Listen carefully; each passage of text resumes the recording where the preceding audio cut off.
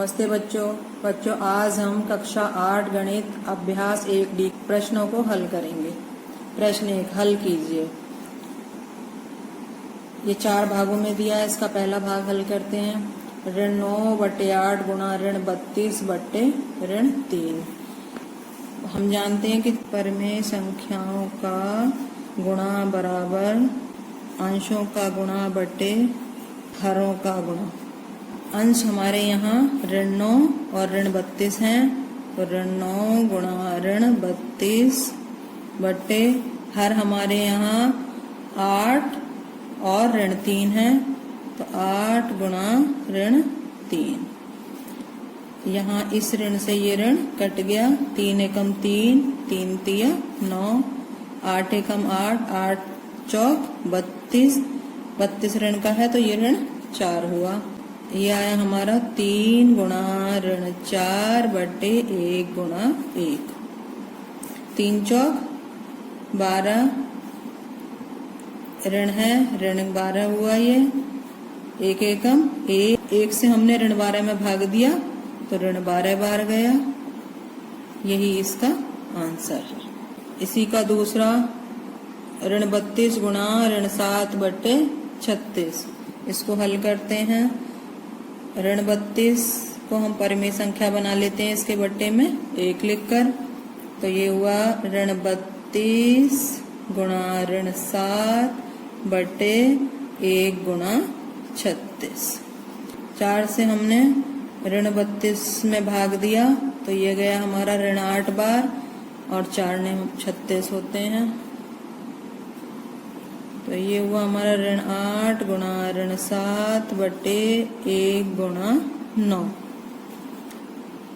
8 सत्ती 56। ऋण का और ऋण का गुणा हुआ धन में बदल गया बटे 9 एकम 9, तो ये हुआ 56 बटे 9। यही इसका आंसर है। इसी का तीसरा देखिए। ऋण 36 बटे 5 गुणा 20 बटे ऋण 3। यहाँ अंश हमारे ऋण 36 और 20 हैं। ऋण 36 गुणा 20 बटे 5 गुणा ऋण 3। इस ऋण से ये ऋण कट गया। 3 एकम 3 और 3 से 36 12 बार कटा। 5 एकम 5, 5 चौक 20। ये हुआ 12 गुणा 4 बटे 1 गुणा 1। 12 चौक 48। यही इसका आंसर है। इसी का चौथा 13 बटे 15 गुणा ऋण 25 बटे 26। अंश हमारे 13 और 25 हैं, तो 13 गुणा ऋण 25 बटे हर हमारे 15 और 26 हैं, तो 15 गुणा 26। 13 एकम 13, 13 दूनी 26। ये हुआ 1 गुणा ऋण 25 बटे 15 गुणा 2। 5 से हमने 15 में भाग दिया, 3 बार गया। 5 से ऋण 25 को काटा, ऋण 5 बार। ये हुआ हमारा 1 गुणा ऋण 5 बटे 3 गुणा 2। 5 एकम 5, ऋण के 5 बटे 3 दूनी 6। ये आया हमारा ऋण के 5 बटे 6। यही इसका आंसर है। प्रश्न 2 गुणा कीजिए। पहला इसका 7 बटे 6 को ऋण 24 से गुणा करना है। 7 बटे 6 गुणा ऋण 24।